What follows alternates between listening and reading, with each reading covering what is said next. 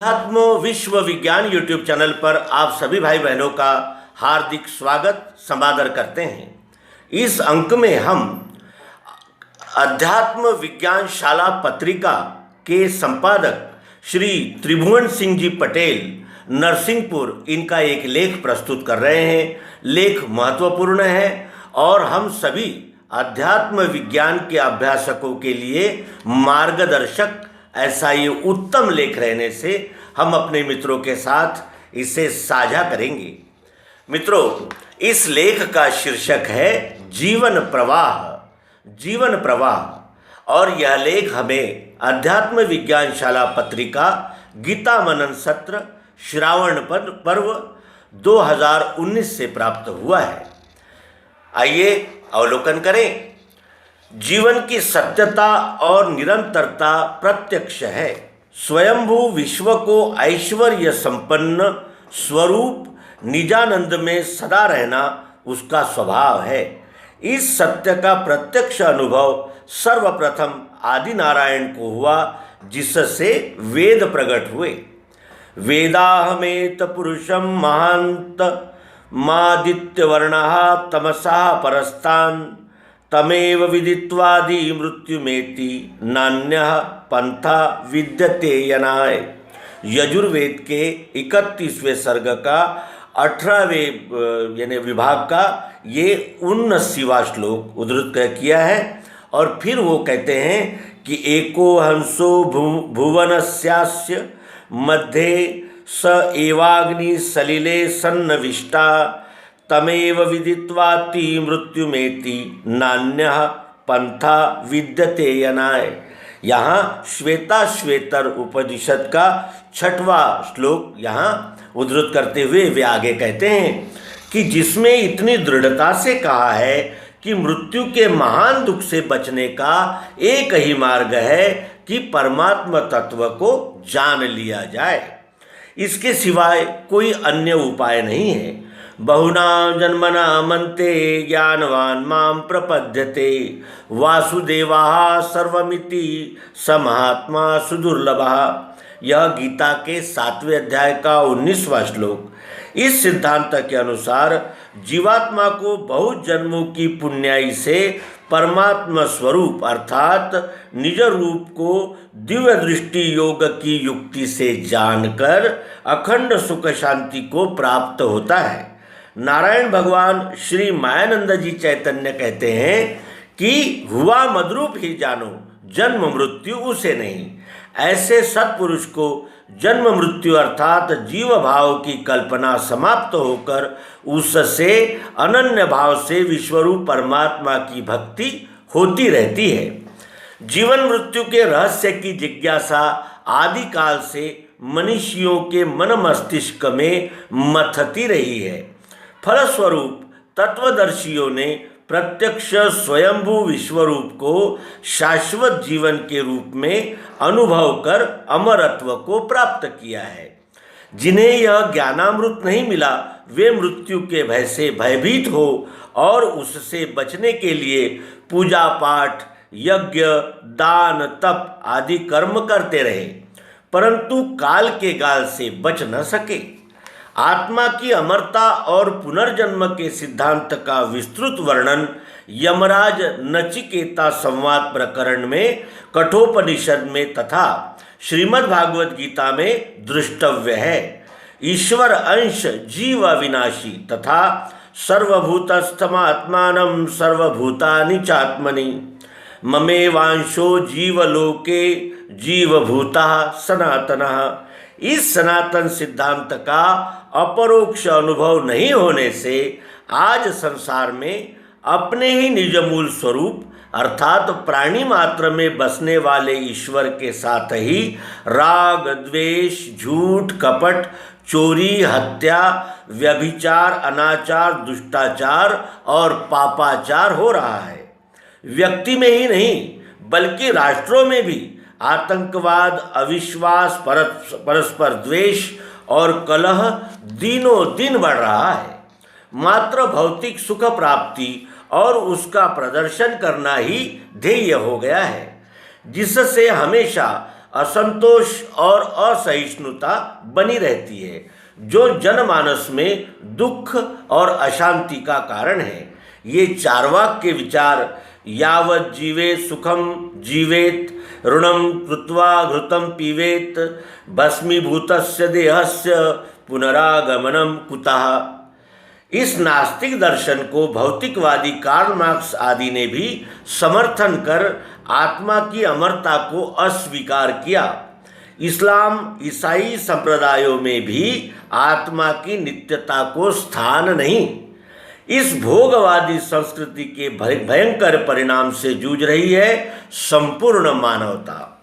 यदि आत्मा की सर्वत्रता एवं नित्यता को स्वीकार नहीं किया जाता है तो आज जो हमें जीवन में प्राप्त हुआ है वह क्या अनायास बिना कुछ किए ही मिल गया है? कोई मूर्ख, कोई विद्वान, कोई गरीब, कोई धनी, कोई सुखी, कोई दुखी, इन विषमताओं का तर्कयुक्त समाधान हो ही नहीं सकता। अतः आत्मा की अमरता और कर्म सिद्धांत पूर्णतः तर्कयुक्त, प्रत्यक्ष और युक्ति संगत भी है, ऐसा गीता रामायण में भी कहा गया है, जिसके लिए कर्मण्येवाधिकारस्ते मा फलेषु कदाचन, और नहीं रह सकता कोई क्षण भी कर्म के बिना। उसी तरह श्री रामचरितमानस में कर्म प्रधान विश्वर चिराखा, जो जस करे सो तस फल चाखा, अर्थात मनुष्य के उत्थान पतन का मूल कारण उसका गुणानुसार कर्म ही है। गुणानुसार जन्म मृत्यु का क्रम निरंतर चलता ही रहता है, उसी के अनुसार ही उसकी पुनर्जन्म रूपी गति होती है। देवत्वं सात्विका यान्ति मनुष्यत्वं च राजसा, तिर्यक्त्वं तामसा नित्य मित्येषा विविधा गति। यह मनुस्मृति के 12वें सर्ग का 40वां श्लोक देखना होगा। इस तरह पुनर्जन्म सिद्धांत आत्मोन्नति के प्रति प्रेरित करने वाला, आत्म प्रेम के विस्तार हेतु इसे मानना आवश्यक है। बिना कर्मफल भोग पूर्ण हुए शरीर नहीं छूटता, परंतु कुछ अविवेकी अपने ही कुकर्मों के फलस्वरूप अनेकानेक शारीरिक मानसिक कष्टों से बचने के लिए आत्महत्या का सहारा लेते हैं, परंतु वे उस दुखमय भोग से बच नहीं सकते। पुनः देह धारण कर दुख भोगना पड़ेगा और आत्मघात का एक नया पाप और हो जाता है। साहस धैर्य से जीवन पथ पर चलते रहना और आत्महत्या के जघन्य पाप से बचाना चाहिए। श्रुति कहती है, तांस्ते प्रेस्ताभिगच्छति ये के चात्म हनो जनाः। ये ईशावास्योपनिषद का श्लोक उद्धृत करते हुए आगे कहते हैं कि कुछ अपवाद को छोड़कर पुनर्जन्म में जीवात्मा को कर्मफल भोग हेतु पशु पक्षी आदि योनियों में जाने की आवश्यकता नहीं दिखती, क्योंकि यहाँ मनुष्य योनि में ही कर्म के दुखमय और कष्टपूर्ण भीषणतम दुख भोगते व्यक्ति मिलते हैं। कष्टप्रद रोग, कुष्ठ, अंधत्वादि शारीरिक विकलांगता, दरिद्रता, निर्धनता और विभिन्न तन मन के शोक मोह आदि के दुख क्या कम हैं? रोग शोक के दुख कष्ट भोगते हुए समय व्यक्ति को पश्चाताप भी होता है और बुरे कर्मों से बचने की प्रेरणा भी मिलती है। अन्य योनियों में विवेक बुद्धि न होने से पश्चाताप आदि की कोई भावना ही नहीं होती। नरक, स्वर्ग और निम्न योनियों में जाने के वर्णन ग्रंथों में बुरे कर्मों से बचने एवं सेवा में शुभ कर्मों की प्रेरणा देने के लिए ही दृष्टांत रूप लिखे गए हैं। प्रागैतिहासिक युग तथा वैदिक काल में भी मनीषियों दार्शनिकों ने व्यक्ति के वास्तविक स्वरूप को जानने समझने में भगीरथ प्रयत्न किए।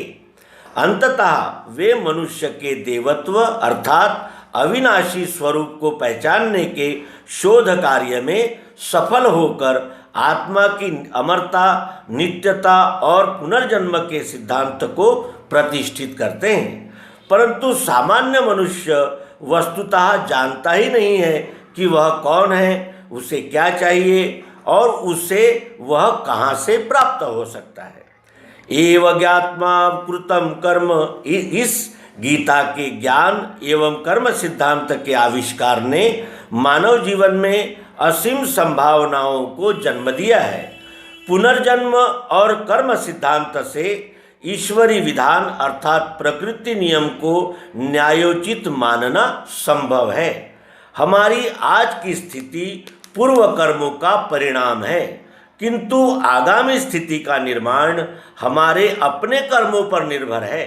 इस तरह पुनर्जन्म और गुणकर्म सिद्धांत को समझकर स्वीकार करते ही हमारे सुख दुख का कारण हमें समझ में आ जाता है और हम अपने भविष्य के प्रति आश्वस्त हो सकते हैं।